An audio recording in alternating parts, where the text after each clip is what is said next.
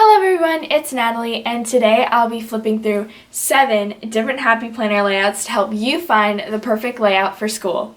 Let's get started! First thing you need to do is pick a size. Happy Planner offers 3 different sizes of planners, and the first is Mini, which has 7 discs, Classic, which is their original size and has 9 discs,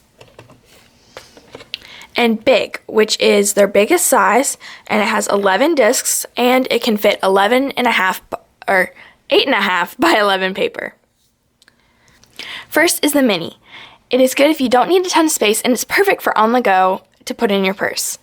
I used it for freshman year of high school, and it worked perfectly for me. The Classic is my favorite size, and it fits well in my school bag. There's more space in here than the Mini, and it is a good carrying size. Here it is compared to a normal school binder, and as you can see, it's smaller than that. The Big is good if you need 8.5 by 11 sheets in here. Happy Planner offers a punch, which you can punch paper into your Happy Planner, and it's good if you need a lot of room. And it's good if you have a big bag because this does fit well in my school bag. It's just a little bigger than the Classic. After picking a size, you need to pick a layout. Happy Planner offers 7 different layouts, and I will be walking through each and saying the great points about it, why it would work for you for a student planner. First up is the Student Planner. This is a specific layout for students, and the only thing about it is that it only comes in Classic at this time, so if you wanted a smaller or bigger size, you're going to have Classic, but as I said before, it's my favorite size, and it works perfectly for me, and I have used a Classic-sized planner for sophomore year of high school, and it worked great. So, first off in the Student Planner, this is one from a box kit. So that's another great thing about a student planner. They come in box kits. So it will come with sticky notes, a bookmark, some sticker sheets, and paper and washi tape. So it's great to get you started off right for your school year. Student planners have this amazing thing in it called a class schedule. This is great to keep in the front of your planner so that you'll have it with you at all times, especially at the beginning of the school year. I was referencing this a lot.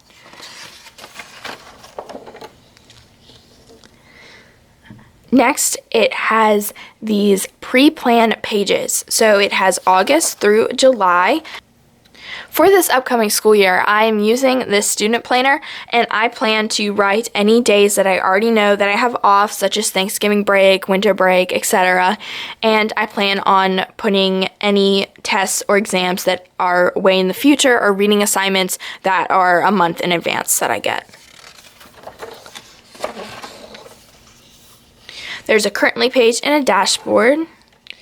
And on the monthly, it's great because it has a monthly goals and to-do list and a fun little fact, so that's super fun in the student planner. And this is the weekly. I really love the do not forget section in the upcoming test section. I'll be using that to track tests that I know that are happening for the week after. And I like the do not forget on the sidebar because it is great for to-dos that are not on a certain day. There also is a weekend on the student planner. The teacher planner, which I'll be showing next, does not have a weekend, and all the other planners do have weekends. So this is great for the student planner. I know I put events that I was going to with my friends and homework down here in this little box. And I will show you an example spread. So I took out July of 2020 out of this student planner because it had the same dates as May 2019 to test it out and find my groove with it. So it is in the back of my last year planner.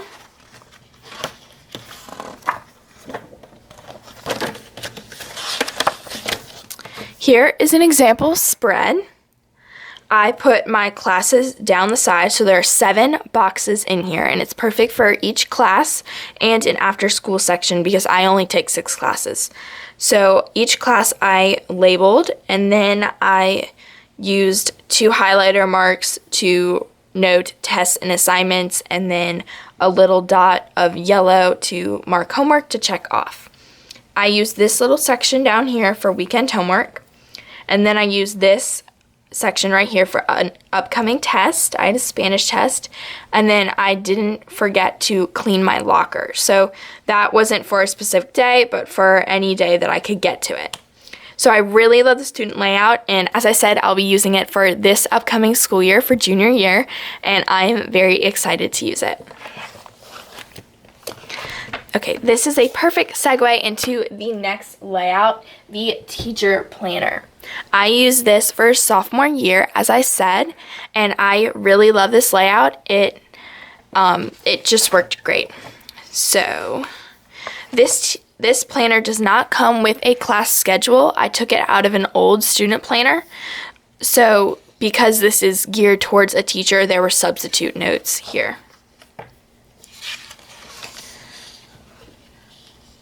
So the monthly is plain. It does not have any of the student sidebar monthly goals in it. So this is how a typical layout looks. You have the 5 days a week on the side dated, and then up top you have this blank space to label it. The perfect thing about this is that there are lines and bigger boxes than the student planner. So if you have big handwriting or you want to make sure that you're writing straight, this is great. But the only thing is it does not have weekends because it is teacher planner.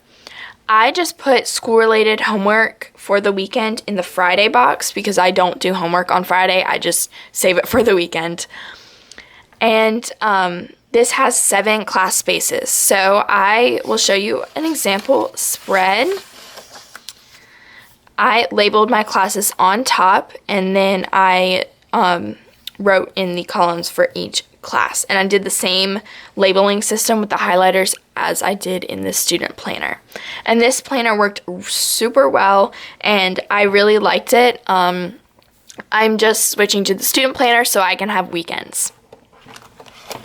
But if that does not bother you, it didn't really bother me sophomore year, then this is the perfect planner for you. And I forgot to mention that for the teacher layout, that this also comes in big and classic. Now I'll be talking about the vertical layout. And the vertical layout has the days going vertically. That's why it's called the vertical layout. And there are 3 boxes for each day. This is perfect if you have 3 classes or 2 classes, or you can have a must-do, to-do, and after school. The perfect thing about this is that it comes in all sizes. So you can get this in mini, classic, and big.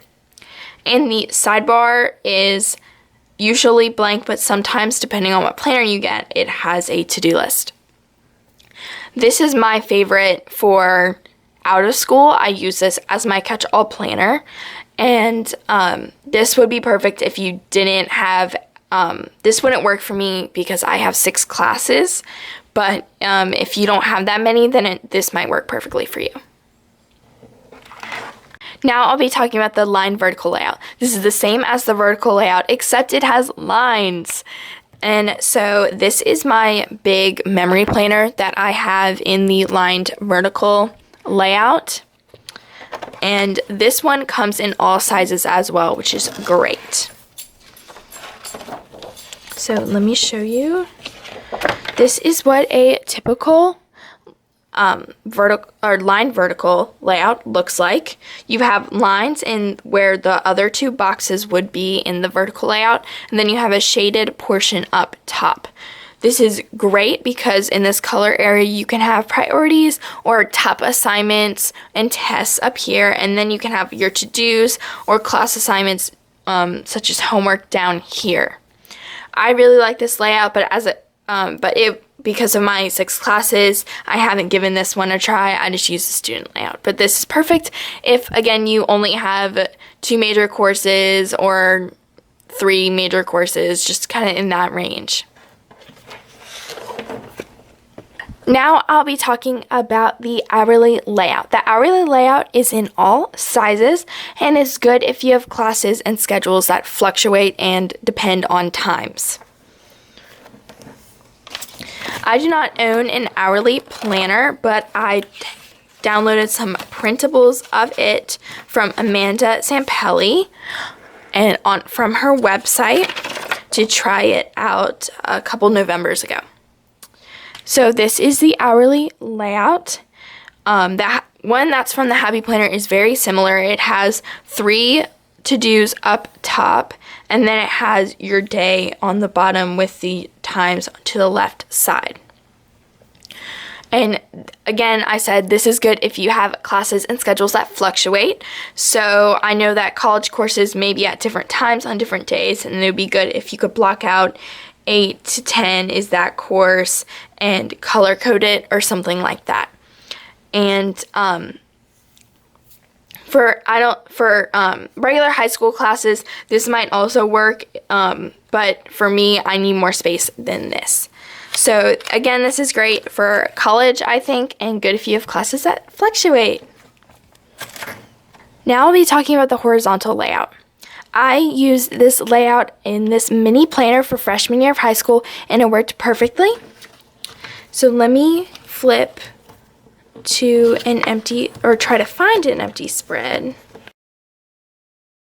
what the horizontal layout looks like. This is in the mini size, so it comes in all sizes. So if space is an issue just looking at it, don't worry, it comes in classic and in big. There are lines, and it's called horizontal because the days go across. So there's Monday, Tuesday, Wednesday, and Thursday on one side, and then you have Friday, Saturday, and Sunday, or your fun days, on this side.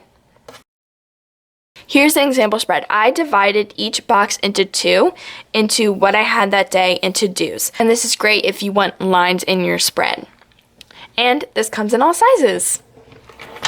Last but certainly not least is the dashboard layout.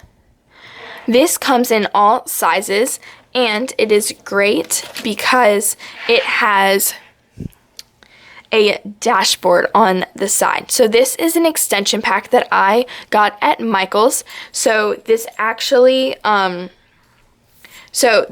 would be dated if you bought an actual planner, but this one is undated.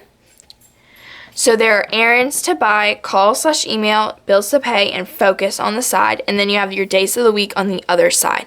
Plus this little extra space that you can write in meal prepping, class schedule, stuff like that. It is great to put the your top priorities or to-dos that don't necessarily have to happen on these days over here. So again, that is the dashboard layout. Thank you for watching this video, and I really hope this helps you decide what is the best student planner for your next school year to make it an absolutely amazing one. And thanks again. Make sure to subscribe and comment if you have any questions. Bye!